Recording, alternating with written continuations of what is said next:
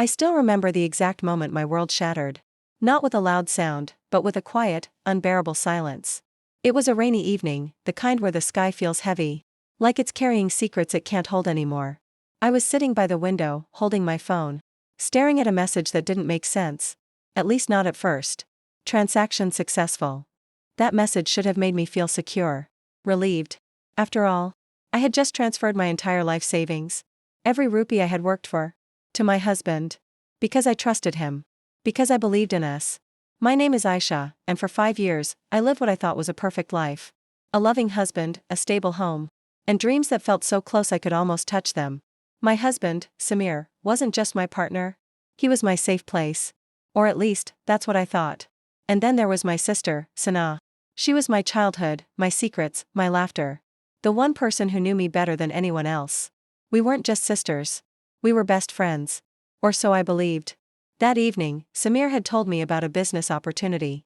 Something safe, something promising. He looked at me with those calm, confident eyes and said, "Aisha, this is our chance to secure our future." And I didn't question him. I didn't ask for proof. I didn't hesitate.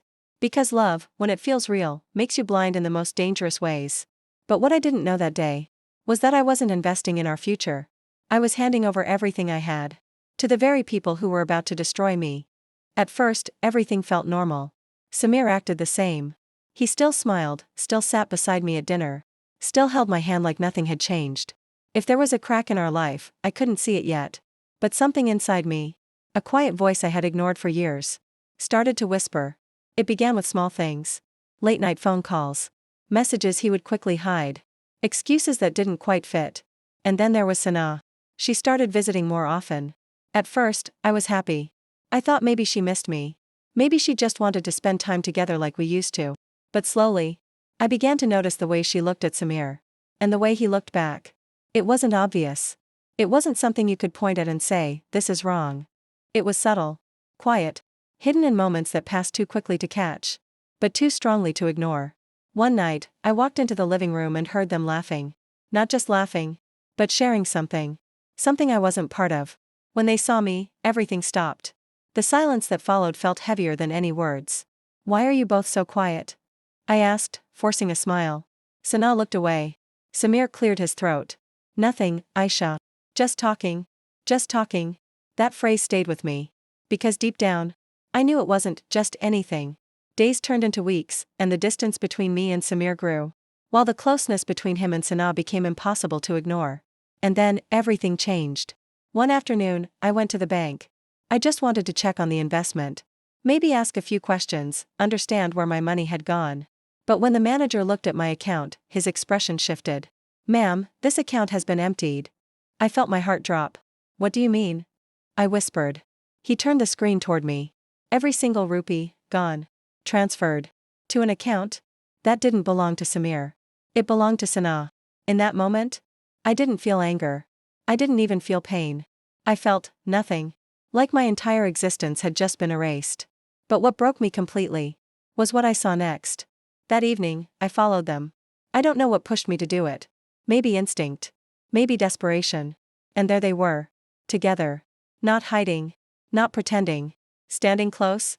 Like they belonged to each other. I heard Sana's voice, soft but clear. "She'll never find out, Samir." And he replied, "She trusts us too much." That was the moment my world didn't just break. It collapsed. For days, I didn't cry. I didn't scream. I didn't confront them. Instead, I watched. I listened. I learned. Because pain can destroy you. Or it can transform you. And I wasn't going to be the woman who lost everything and stayed broken. I was going to be the woman who took everything back. Quietly, I gathered evidence. Bank statements. Messages.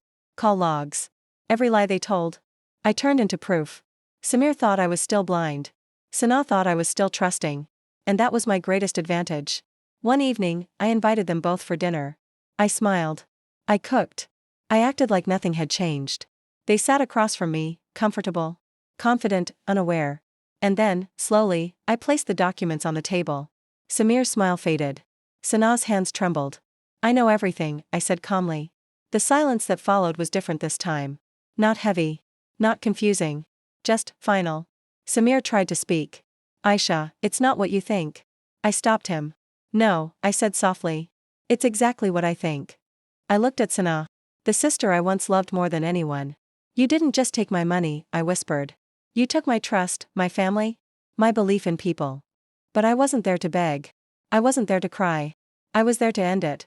I've already filed a legal case, I continued. Fraud. Financial theft. Everything is documented.